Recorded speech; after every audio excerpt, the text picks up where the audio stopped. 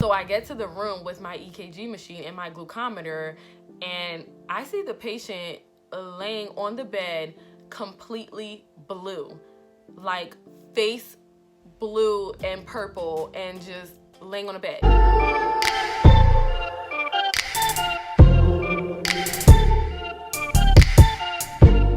What's up, guys? It's your girl Kashia, aka Sweet Serenity. If you are new to my channel, welcome, and I just want to give you guys a quick overview of what my channel is about. So I am a pre-nursing student. I am actually done all of my pre-nursing classes, and I'm awaiting the nursing program. But of course, with this pandemic going on, everything is pushed back, so who knows when that will be. Also, I talk about my job as a patient care technician in a hospital on a med-surg unit. Also, I've been trying to get in touch with my inner lifestyle vlogging, so don't forget to subscribe to my channel. Today's video is going to be a story time, and it's going to be about my first code blue as a patient care tech.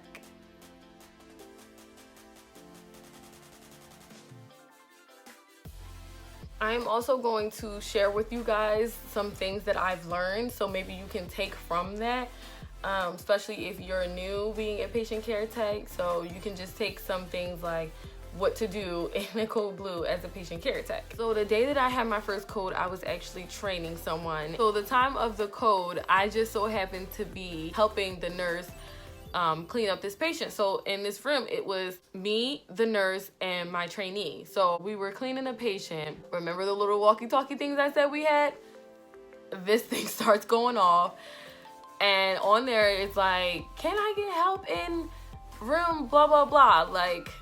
And so the first thing I thought was, help in there? That patient is a self. These things you have to really like listen to the sound, and there's been times where you can tell when a person is really frantic asking for help, or just asking for help for like a boost, or helping walk this patient to the bathroom. So when I heard the nurse say, I need help in here, so we're cleaning the patient, so the nurse even says, oh, that doesn't sound good. So we kind of start like, moving a little faster. We were nearly done anyway, so we started moving a little faster. And then that nurse, she's like, are you guys good? Like, I'm going to go see what's going on. So I'm like, yeah, I'm good. So then she calls again. The nurse calls again, and she's like, I need help in this room, blah, blah, blah. So I'm like, okay. So I said to the trainee, like, we got to go, because now I'm thinking in my head, this patient is a self-care patient. If she's asking for help in this tone, there's obviously an emergency going on right now. As I'm running down the hall, I hear there's a med call in room blah blah blah. So I'm like, okay. So before I even got to the room, I made like a B-turn and went to the to our equipment room, and I got the EKG and got the blood sugars.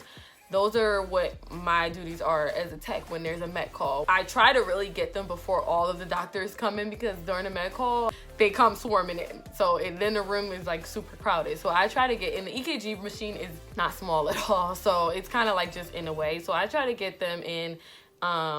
Also, my trainee is like running everywhere I go. Like, she's running behind me, which is a very good experience for her to see what you actually do in a med call. So I get to the room with my EKG machine and my glucometer, and I see the patient laying on the bed completely blue, like face blue and purple, and just laying on the bed. My self-care patient that I told you guys about a few minutes ago in the video. So my heart instantly dropped. Like, did I mention this was my first code? Like, my first time actually being in the mix of the code. I've seen codes before. Like, I've seen my coworkers do compressions before, and I just kind of stood on the side like, if you guys need me, I'm here, like, but for this to be actually your patient, and they're like, they were perfectly fine like less than an hour ago. It's just like, oh my gosh. Like, the patient was laying across the bed, and he was blue. So I'm like, the nurse is there. I can tell the nurse is super, and let me tell you, this nurse is a good nurse. She's been a nurse for a while now, so she's very experienced, and she was just so in shock, because we kind of all were in shock. She looked like she was like out of breath, and just breathing really heavy, and then she just says like, we need to call a code blue. So I'm like, huh, now my heart drops even more. So my heart's dropping here, now it's sinking down to my stomach. My heart drops even more, and I'm just like, okay. When I heard Code Blue, the first thing I thought in my head was, I gotta start compressions on this guy. So I say to the nurse, just to confirm, I'm like, do you want me to start compression? Sorry guys, my phone cut off right in the middle of my video. But, so to continue on with the story, I don't even think that she was hearing me when I was asking her, do you want me to start compressions? I think just so many things were going through her mind at this point, and I'm pretty sure one of them were like, what the heck just happened? Like, this guy was fine and now he's not, so we gotta do something. She's like, yes, yes, yes. Guys, I didn't even hesitate. I literally, because I was like right next to the bed, I was like one of the first people at the bed besides the nurse. So when she said yes, I just like, we rolled him, put the board under him, and when I say I jumped on the bed like so fast, and then everything was just went black. I just started doing compressions, and like honestly, so many things were going through my head as I was doing the compressions. I'm like doing them as hard as I can. In my head, I'm just like, am I doing them hard enough? Am I going deep enough? Am I doing them at the right pace? Like when I was doing the compressions, like when I was doubting myself, I felt like a crack, a pop, whatever it was as I was going in, and I was like, okay, I think I'm going deep enough. But I felt that pop. Like, it's a different feeling. You know the feeling when you feel it like crack, and it did it like more than once. It was just like a crack type of thing. But yeah, so that's how I knew I was in the right spot. So as I was doing them, oh my gosh, I was like running out of breath, but like my knees were literally in the bed. Like both knees were on the bed. I was like over top of him, and I was just going like pressing as hard as I can. I was counting in my head. The nurse beside me was counting as well. So then once I realized that she was counting, I stopped counting.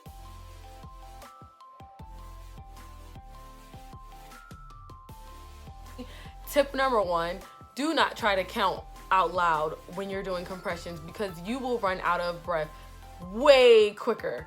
Like, you're gonna be gasping for air. So I'm most of the time in a code, there is someone else counting for you, and if they're not, just yell out, can somebody count for me? And then somebody will start counting. So when you're doing compressions, just focus on doing the compressions. As I'm doing the compressions, guys, this is actually tip number 2. My badge, I had my badge on my jacket, so my badge is always clipped on my jacket like this, and then I have my little walkie-talkie thingy right here, and as I'm doing them, they're like hitting me in the face. They're like hitting me in the face. So this is tip number 2.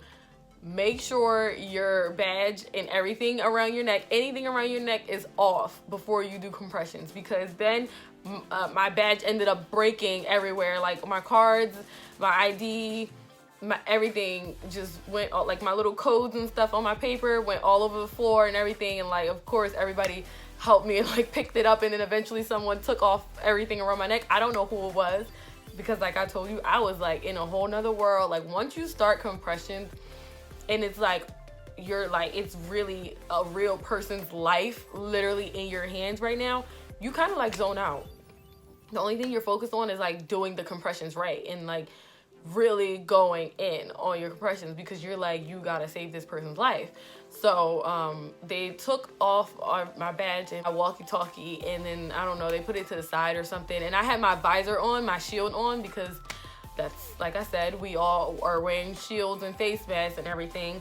I had my shield on, and they just took that off too, because I mean, it wasn't like a COVID patient or anything, but it was just in the way, like it was falling off and everything, so they just took it off of me. Then next thing I know, there's just like a room full of people, and like I said, I had a mask on, like a surgical mask, so I was really like getting so tired, gasping for air. I went 2 rounds, and then once they like told you to stop and check the pulse, I like got down and like, you know, there's literally like a line of people. Like there's other nurses, you got the respiratory therapist, you got the anesthesiologist, you got the doctors in there. Like it's just a room full of people. So they were all kind of like in line waiting to get in and do compressions as well. So you really don't have to worry about like, you know, doing them all the time. Like you literally have a team. Like you literally work as a team.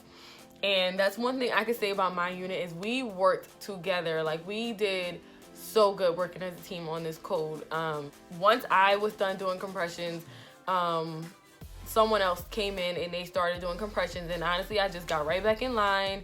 And like, guys, like my adrenaline was rushing so bad. Like I think that's why I feel like I jumped on that bed like a monkey or something. Like I don't know.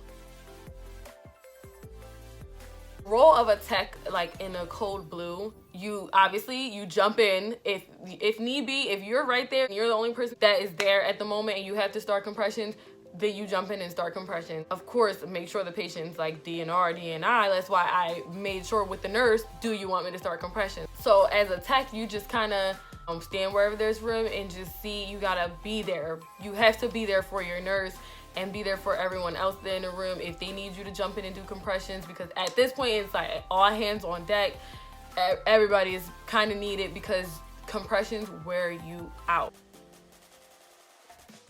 So I'm just gonna tell you guys how I felt after I was done the first round of compressions. Like I was dizzy. I was so lightheaded. Like once I got down, I kind of like fell back and I felt somebody kind of like catch me. And I don't know if it was because, for one, I had a mask on and I felt like I wasn't getting oxygen at all. Like I was like gasping for air. I was like sucking in the mask.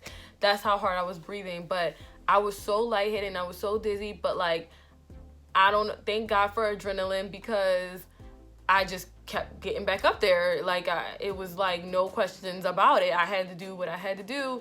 I wasn't thinking about how I felt at that moment. I was thinking about this person who was literally like dying. I want to say, guys, that I probably did about 4 rounds. I probably got up there about 4 times to do compressions, and there was a point like I want to say like my 3rd round where I got super, like my arms were burning, like right here, like this area right here, my arms for some reason were burning so bad.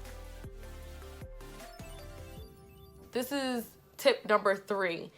If your arms are getting tired or you feel yourself getting tired, do not try to continue. Don't try to be that person like, oh yeah, I did them the whole entire time.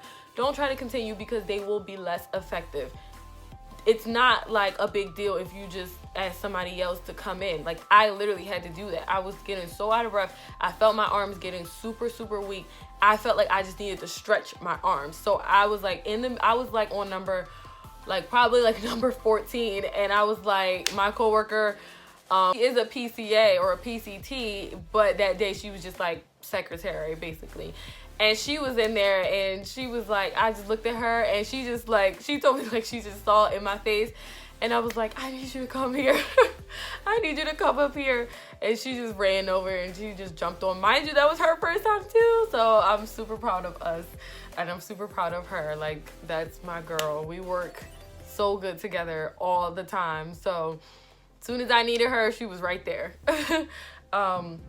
So she came in and she started her compressions, and then, you know, then they stopped and then checked pulse, and then, you know, the next person come on, and that's literally what it is, guys. Like, it's just, it's like a flow of things, And mind you, you're doing all of this. Like when I first started the compressions, I was doing so while like the respiratory therapist and the anesthesiologist were trying to like intubate at the same time. Like they're amazing. Like they did it.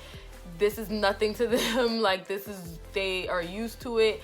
And like they just did it even with with you literally pouncing on someone, like moving them just a little, like they still did it. So shout out to RTs and anesthesiologists. Y'all are some real life heroes. This code lasted for about 20 minutes, and honestly it felt like it was like a minute.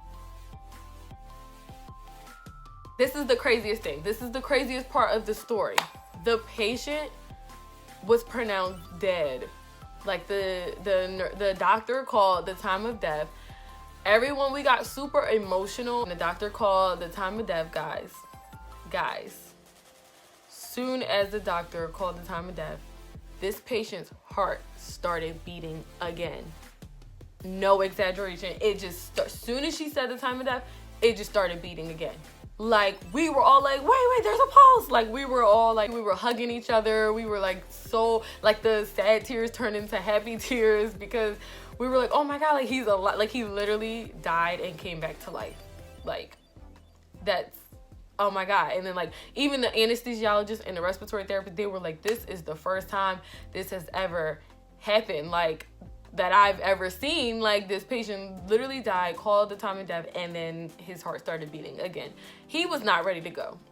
God was not ready for him at that moment. So that was like, we were, oh my God, we were so happy. And then honestly, after that, I had to take a little break. Like, I had to go in the break room and just kind of process everything that just happened.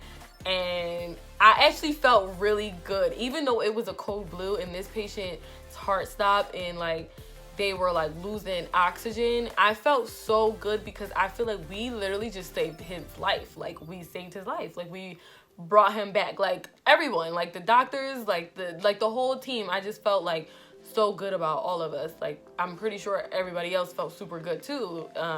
So then we got the patient out of there. We got him to the ICU so he can get the actual proper care while he was intubated. And it actually felt really good, guys, to like be the first person to jump up there and start compressions. I was very proud of myself.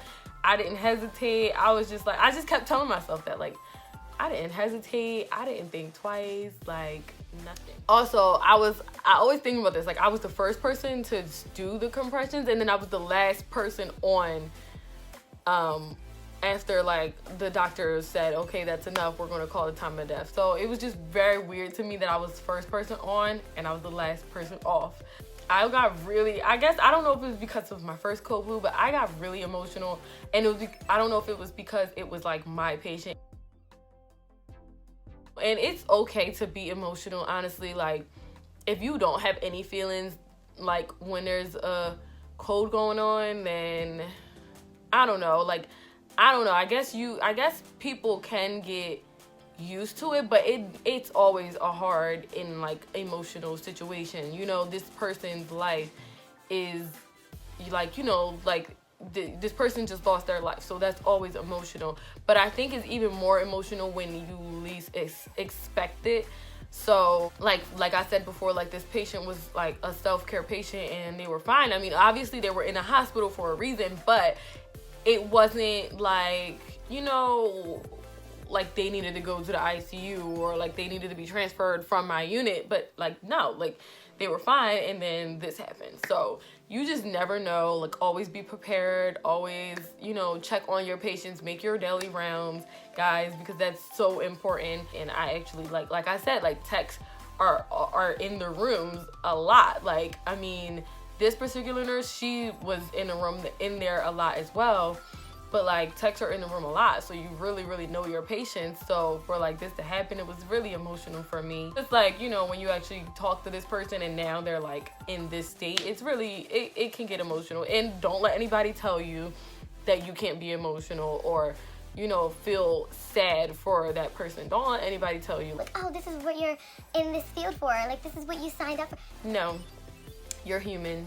You're human. You wear scrubs, but you're human. So after I was done, I found my trainee. She just told me, like, it was so amazing to like watch, you know, everyone kind of work together and work as a team. And she, obviously it wasn't amazing that somebody coded or she wasn't happy, like we weren't happy about that, but she just said like the teamwork was just like amazing. She said everyone looked so calm, and you know, she was like, you just like, she was like, I turned my head 1 second and the next thing I know, you were up on the bed doing compression. Guys, when I say I jumped up there, I jumped up there. Like, I had a bruise on the side of my leg. I don't know what I hit on my way up, but maybe it was like the side rail. I don't know, but I didn't feel it at the time until I went home later. And like the next day, thank God I was off of work because my arms were sore, like super sore. And like me and my coworker were texting like, are your arms sore? And I'm like, yes, they're very, very sore. I feel like I just bench pressed or something. But my trainee just told me like, you guys were so calm and you guys were just so like, everything was so in sync. And it was just like, it honestly was a really good code, if that is a thing. It was a good code. But I was like, told her, yeah, we might have looked calm, but inside I felt like there was just so much going on. Like I felt like chaos inside. But she's like, well, you handled it really good. We all did. We all really worked as a team. And I'm super proud of my unit. But I was so happy that his heart started beating again. But guys, that's my Code Blue story. And I hope you guys enjoyed it. This is my first story time. So if you have any questions, anything that you would like to ask me, leave a comment below. And don't forget to subscribe to my YouTube channel. Thanks, guys.